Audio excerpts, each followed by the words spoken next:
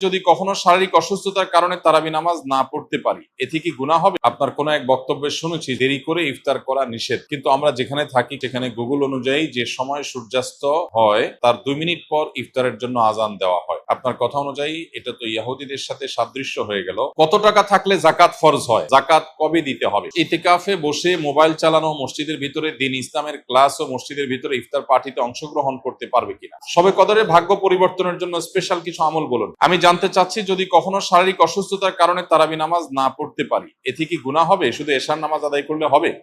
বিশেষ কোনো অসুস্থতার কারণে কেউ যদি তারাবি নামাজ না পড়ে তার রোজা হয়ে যাবে এবং তার গুনাহ হবে না ইনশাআল্লাহ। বিশেষ করে অসুস্থতার কারণে কেউ যদি মিস করে, এরকম হতে পারে কালে ভদ্রে হঠাৎ কোনোদিন অসুস্থ হয়েছেন অথবা 2-4 দিন আপনার মিস হয়েছে, তো তাতে কোনো অসুবিধা হবে না ইনশাআল্লাহ।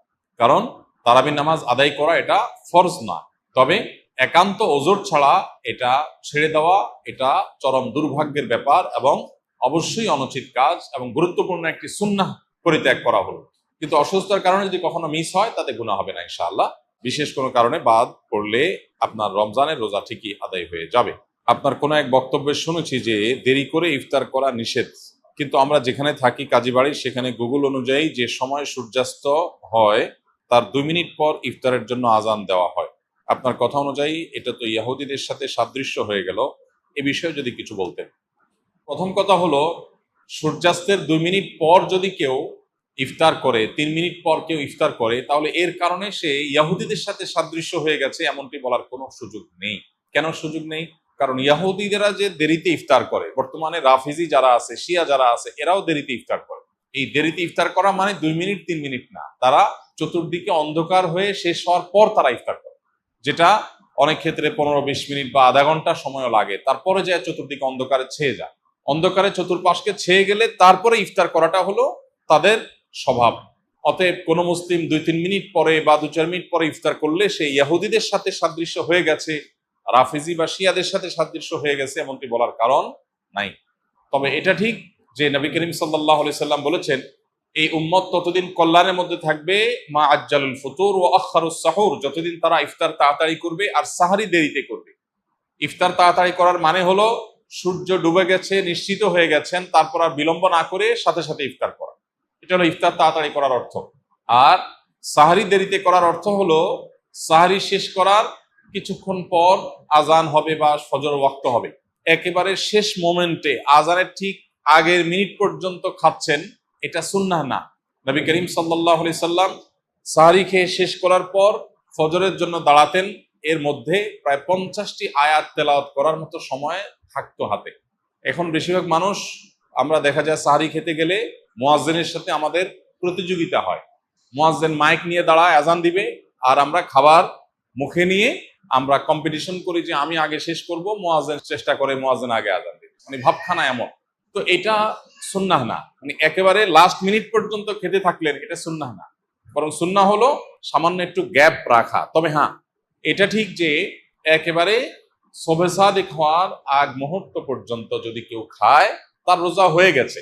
আর ইফতারের ক্ষেত্রে সূর্য ডুবে গেছে, ঘড়ি এই দিক সেদিক হতে পারে, 1 মিনিট আমার ঘড়িটা স্লো হতে পারে, এই সন্দেহের কারণে কেউ 1 মিনিট দেরি করে খেলো, তাতে সে দেরি করে ইফতার করেছে এটা বলা যাবে না, বা তাড়াতাড়ি ইফতার করার খেলাফ আমল করেছে সেটাও বলা যাবে না। তবে এটা ঠিক যে ইফতার তাড়াতাড়ি করতে হয় আর সাহারি দেরিতে করতে হয়, এবং ইহুদিরা রাফিজিরা যারা চতুর্দিকে অন্ধকার ছেয়ে যাওয়া পর্যন্ত অপেক্ষা করে, আমরা সেটা করব না। আমাদের সমাজে আলহামদুলিল্লাহ এখন সচেতনতা হয়েছে, মানুষ ওয়াক্ত হওয়ার পর পর ইফতার সাধারণত করে। আর একটা জিনিস গুরুত্বপূর্ণ, তা হলো ইফতার এবং সাহারির সাথে আজানের সম্পর্ক সরাসরি নাই। অর্থাৎ আজান হলে আপনি ইফতার করবেন আর আজানের আগ পর্যন্ত খাবেন, ব্যাপারটা সেরকম না। মুয়াজ্জিন আজান 1 মিনিট পরে দিতে পারে, 2 মিনিট পরে দিতে পারে, 1 মিনিট আগে দিতে হবে, কারণ আজানটা তো একেবারে ওই মিনিট হওয়ার সাথে সাথেই দেওয়া আবশ্যক না, অথবা ঘড়ির সমস্যা হতে পারে। এই জন্য আপনি দেখবেন টাইম হলো কিনা সেটা। অতএব যদি টাইম আপনি মেনটেন করে ইফতার এবং সাহরি করেন, ইনশাআল্লাহ সুন্নাহ আদায় হয়ে যাবে আল্লাহ চাহে। কত টাকা থাকলে জাকাত ফরজ হয়? জাকাত কবে দিতে হবে? জাকাত কত টাকা হলে ফরজ হয়? এর উত্তর হলো, কেউ যদি 52.5 ভরি রূপা, এটা অথবা রূপার সমমূল্যের সম্পদ, নগদ অর্থ, ব্যাংক ব্যালেন্স, অথবা ব্যবসার মাল, যে পণ্য কেনা হয়েছে বিক্রির জন্য, এরকম কোনো মাল যার কাছে আছে যেটার মূল্য দাঁড়ায় 52.5 ভরির সমান, এইরকম সম্পদের মালিক যদি কেউ হয় এবং সে সম্পদ তার কাছে 1 বছর থাকে, তাহলে 1 বছর পর ওই সম্পদের বাজার মূল্য হিসেব করে 1 বছর পর 2.5% জাকাত দিতে হবে, অর্থাৎ লাখে 2,500 টাকা। এভাবে হিসাব করে তাকে জাকাত দিতে হবে। বর্তমানে রূপার যে বাজার দর সেটা হিসাব করলে প্রায় 2.25 লাখ টাকার কাছাকাছি হয় 52.5 ভরি রূপার দাম। এটা ভ্যারি করে, উঠানামা করে। একেবারে খুব রিসেন্ট যে এখন 2026-এর ফেব্রুয়ারি মাস চলছে, এই সময়টাতে রূপার যে বাজার দর আছে সেটা হিসাব করে দেখা গেছে যে 2.25 লাখ টাকার কাছাকাছি। এক্সাক্ট আপনি যখন দিবেন রূপার দরটা জেনে নিয়ে যে 52.5 ভরি বা 52.5 তোলা রূপার দাম কত সেটা হিসাব করে যদি দেখেন যে এটা আপনার সম্পদ এই পরিমাণ হয়ে গেছে, তাহলে সবটুকুর জাকাত দিতে হবে। এমন না যে এর অতিরিক্তটা জাকাত, বরং সবটুকুর জাকাত দিতে হবে। জাকাত দেওয়াটাকে জরিমানা মনে করা এটা কিয়ামতের আলামত। সহিহ বুখারীতে আসছে, নবী সাল্লাল্লাহু আলাইহি ওয়াসাল্লাম বলেছেন একটা সময় আসবে মানুষ যখন জাকাত দেওয়াটাকে তার জন্য অর্থদণ্ডের মতো বিষয় মনে করবে, জরিমানার মতো বিষয় মনে করবে। এটা ভুল ধারণা আমাদের সমাজে। কারণ আমরা মনে করি যে জাকাত দিলে বোধহয় লস হয়ে যায়, কমে যায়। বরং জাকাত দিলে এটা তো আমার আখিরাতের অ্যাকাউন্টে জমা হয়ে গেল, এটা বরং আমার স্থায়ী হয়ে গেল, নিশ্চিত হয়ে গেল, বাকিগুলোর গ্যারান্টি নেই। এই জন্য জাকাত দিতে পারাটা সৌভাগ্যের বিষয়। আর জাকাত কখন ফরজ হয়, এর উত্তর হলো যে জাকাত ফরজ হয় প্রত্যেকটা ব্যক্তির অর্থ বছরের আলোকে। সবার অর্থ বছর একরকম নাও হতে পারে। ধরুন আমি জিলহজের 1ম তারিখে জাকাত দেওয়ার মতো সম্পদের মালিক হয়েছি, তাহলে পরবর্তী বছর জিলহজের 1ম তারিখে আমার জাকাত আসবে। কেউ যদি মুহররম মাসে জাকাত দেওয়ার মতো সম্পদের মালিক হয়ে থাকে, তাহলে 1 বছর পর মুহররম মাসে তার জাকাত তার উপরে বর্তাবে। তো জাকাত বর্ষ এটা নির্ভর করে ব্যক্তি কখন সম্পদের মালিকানা আসছে তার উপরে। এখন কেউ যদি জাকাত দেওয়ার সুবিধার্থে, হিসাব করার সুবিধার্থে সে যদি একটু আগে দিয়ে দেয়, ধরা যাক যে আমার জিলহজে আসে, আমি রমজানে দিয়ে দিলাম হিসাব করে, কোনো অসুবিধা নেই, জাকাত অগ্রিম দেওয়া যায়। যে প্রতি বছর আমি রমজানে দিলাম, সমস্যা নেই। আমাদের সমাজে অনেকে মনে করে রমজান মাসেই জাকাত দিতে হয়। জাকাত রমজান মাসেই শুধু দিতে হয় এমন কোনো কথা নেই। তবে এটা ঠিক, রমজান মাস আমলের মাস, সওয়াবের মাস। এই মাসে আমরা বেশি বেশি সওয়াব হাসিল করার চেষ্টা করবো ইনশাআল্লাহ বিইذনিল্লাহ। সেই জায়গা থেকে আমরা নফল দান, অন্যান্য সাদাকা করব এবং বিশেষভাবে যদি জাকাত দেওয়ার চেষ্টা করি ইনশাআল্লাহ, সেটা আল্লাহ তাআলার কাছে আমরা বিশেষ আজরের আশা করতে পারি। রমজানে নারীরা উচ্চ আওয়াজে কোরআন তেলাওয়াত করতে পারবেন কিনা? নারী হোক আর পুরুষ হোক, কোরআনে কারীমের তেলাওয়াতের মধ্যে নীরবে তেলাওয়াত করতে পারেন, আবার কিছুটা মৃদু কণ্ঠের মৃদু আওয়াজে তেলাওয়াতও করতে পারেন। বিশেষ করে বাসা বাড়িতে একটু মৃদু কণ্ঠের আওয়াজে তেলাওয়াত করাই ভালো। শয়তানকে বিতাড়িত করবার প্রয়োজনে বিশেষ করে একটু উচ্চ স্বরে, একটু সরবে কোরআন তেলাওয়াত করা গুরুত্বপূর্ণ। মেয়েদের কোরআন তেলাওয়াতের ক্ষেত্রে লক্ষ্য করতে হবে যে পরপুরুষের কানে যেন তেলাওয়াতের আওয়াজ না যায়, রাস্তায় বাসার বাইরে যেন না যায়, সেটা খেয়াল রাখতে হবে। বাসার ভিতরে যদি থাকে, পরপুরুষ বা গায়রে মাহরামের কানে যদি আওয়াজ যাওয়ার আশঙ্কা না থাকে, তাহলে কোনো অসুবিধা নেই। বাসায় বসে সেরকম তেলাওয়াত মা বোনরা করতে পারবেন এবং সবসময় তাদের একেবারে নীরবেই করতে হবে এমন কোনো বাধ্যবাধকতা নাই, বরং যেটা সরবে করতে পারেন। বিশেষ করে পরিবারের অন্যান্য সদস্যদেরকে কোরআন তেলাওয়াতে উদ্বুদ্ধ করার জন্য যদি একটু আওয়াজ দিয়ে পড়েন, তাতে কোনো অসুবিধা নাই, বরং অনেক ক্ষেত্রে এটা ভালো সন্তানদেরকে অভ্যস্ত করার জন্য। এবং বিশেষ করে আজকাল তো একটু সরবে আওয়াজ কোরআন তেলাওয়াত এটা বাসাবাড়ি থেকে, আমাদের বিভিন্ন জায়গা থেকে এটা উঠে গেছে, এটা করা দরকার। হ্যাঁ, মসজিদে যখন আপনি তেলাওয়াত করবেন বা এমন জায়গায় তেলাওয়াত করবেন যেখানে আরো অনেক মানুষ আছে, সেখানে জোরে তেলাওয়াত করলে অন্যদের ডিস্টার্ব হবে, সেখানে অন্যের ডিস্টার্ব যেন না হয় সেভাবে আপনাকে তেলাওয়াত করতে হবে। নবী করিম সাল্লাল্লাহু আলাইহি ওয়াসাল্লাম মসজিদে নববীতে এক ব্যক্তিকে উচ্চ স্বরে কোরআন তেলাওয়াত করতে শুনে বলেছেন যে তুমি যাকে শোনাতে চাচ্ছ তিনি বধির নন, অর্থাৎ তোমার আওয়াজ যেন অন্য কারো কষ্টের কারণ, ডিস্টার্বের কারণ না হয়। এটা আমাদের খেয়াল রাখতে হবে ইনশাআল্লাহ তাআলা। একজন মানুষ ইতিকাফে বসে মোবাইল চালানো, মসজিদের ভিতরে দ্বীন ইসলামের ক্লাস ও মসজিদের ভিতরে ইফতার পার্টিতে অংশগ্রহণ করতে পারবে কিনা, এবং কেউ কোনো কিছু জানতে চাইলে ইতিকাফরত ব্যক্তি উত্তর দিতে পারবে কিনা? উত্তর হলো যে ইতিকাফরত অবস্থায় একান্ত প্রয়োজনীয় কথা বলতে পারবে, কেউ কিছু জানতে চাইলেও সেটার উত্তর দিতে পারবে। কিন্তু মসজিদের মধ্যে মোবাইল টিপাটিপি, যেটা অহেতুক মোবাইল টিপাটিপি করা, সোশ্যাল মিডিয়া ব্রাউজ করে বেড়ানো, আপনার স্ক্রল করে বেড়ানো, এটা অবশ্যই ইতিকাফের যে উদ্দেশ্য সেটাকে ব্যাহত করে, ইতিকাফের যে প্রাণ সেটাকে নষ্ট করে। সেটা করা যাবে না বা সেটা করা উচিত না। যদি কেউ সেটা করেন তাহলে ইতিকাফ ভাঙবে না, কিন্তু ইতিকাফের কোয়ালিটি নষ্ট হয়ে যাবে এবং এটার সওয়াব কমে যাবে। এজন্য অহেতুক মোবাইল টিপি বা অহেতুক গল্প গুজব আড্ডা এগুলো দেওয়া যাবে না। তবে প্রয়োজনীয় কথা বলা যাবে এবং মসজিদের মধ্যে দ্বীনি ইলমের ক্লাস অবশ্যই করা যাবে। মসজিদের মধ্যে ইফতারের কোনো প্রোগ্রাম হলে সেখানে অংশগ্রহণ করা যাবে, এগুলোতে কোনো অসুবিধা নেই। ইতিকাফ নিয়ে আমাদের মধ্যে অনেকের মধ্যে অতি ভয় কাজ করে। আমরা মনে করি ইতিকাফে বসলে বোবা হয়ে যেতে হয়, কোনো কথা বলা যায় না, এরকম না। সাধারণ স্বাভাবিক জীবনযাপন আমরা করতে পারবো ইনশাআল্লাহ। নবী করিম সাল্লাল্লাহু আলাইহি সাল্লাম রমাদানের শেষ দশকে জীবনে কোনো বছর এতেকাফ ছাড়তেন না। এক বছর তিনি শেষ দশকে এতেকাফ রেখে এতেকাফে বসে আবার বের হয়ে যেতে হয়েছে, এতেকাফ ভেঙে ফেলতে হয়েছে একটা বিশেষ প্রয়োজনে। পরবর্তী বছর তিনি সেই 10 দিন এবং পরের বছরের 10 দিন সহ 20 দিন ইতিকাফ করেছিলেন। এর মানে হলো দ্বিতীয় হিজরিতে রমজানের রোজা ফরজ হওয়ার পর থেকে নিয়ে তার ওয়াফাত পর্যন্ত, দশম হিজরি পর্যন্ত এই 8 বছর কোনো বছর তিনি ইতিকাফ ছাড়েননি। অথচ আমরা বেশিরভাগ মানুষের জীবনে এক বছরেও ইতিকাফ করা হয়নি।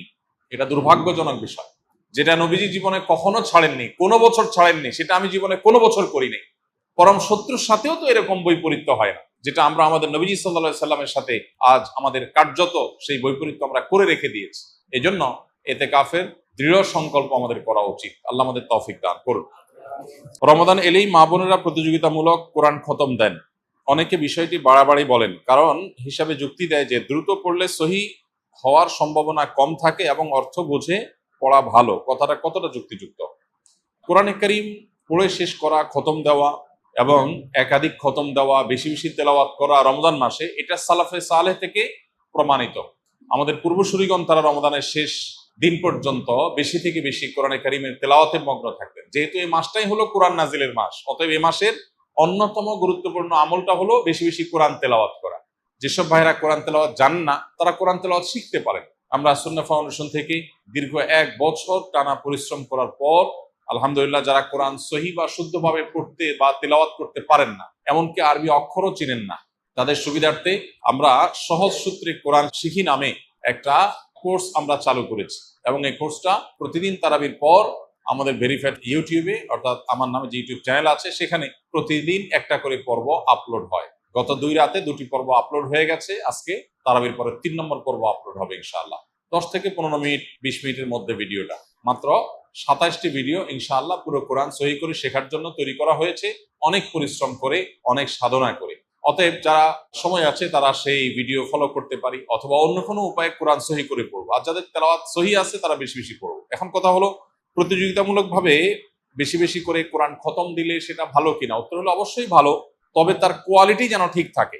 এটা ঠিক যে তাড়াহুড়া করতে গিয়ে কোয়ালিটি নষ্ট করে অনেক পরিমাণে তেলাওয়াত করার চাইতে কোয়ালিটি ঠিক রেখে আপনি সাধ্য অনুযায়ী তেলাওয়াত করা ভালো। দেখা যায় অনেকে হুলস্থুল করে কোরআন তেলাওয়াত করেন, কি পড়েন নিজেও বোঝেন না। খতম দেওয়া উদ্দেশ্য হয়, এই খতমটা অর্থবহ না। আল্লাহ তাআলা আমাদের আমলকে মাপবেন, আল্লাহ আমলকে গুনবেন না। কিয়ামতের দিন আমল গণা হবে না মাপা হবে? মাপা হবে। অতএব আমাদের আমলের কোয়ান্টিটি না, দেখতে হবে কি? কোয়ালিটি।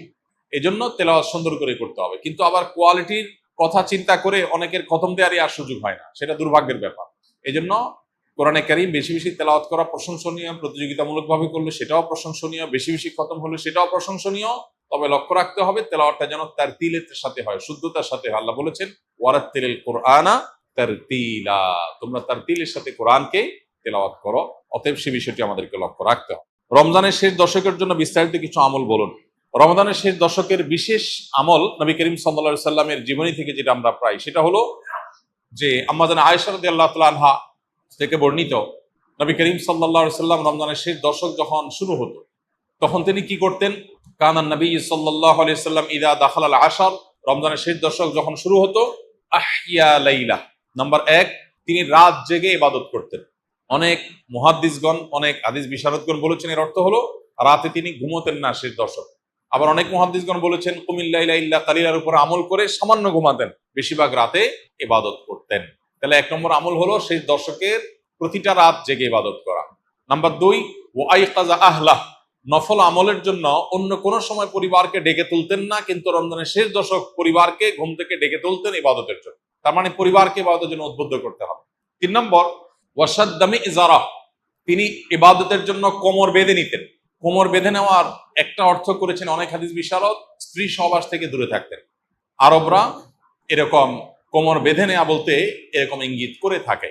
আবার অনেক মুহাদ্দিসগণ এর ব্যাখ্যা করেছেন যে কোমর বেঁধে নেওয়া মানে আমরা যেরকম বলি কোমর বেঁধে ইবাদত করা, কোমর বেঁধে নেমে যাওয়া কোনো কাজে, তার মানে সর্বোচ্চ মেহনত এবং পরিশ্রম সাধনা করতেন ইবাদতের জন্য। আর অন্য আরেকটি হাদিসে আসছে, কানা ইয়াজতাহিদু ফীহি মা লা ইয়াজতাহিদু ফি গায়রি, নবীজি শেষ দশকে ইবাদতের জন্য এত বেশি পরিশ্রম করতেন, বছরে অন্য কোন সময় ইবাদতের জন্য এত পরিশ্রম করতেন না।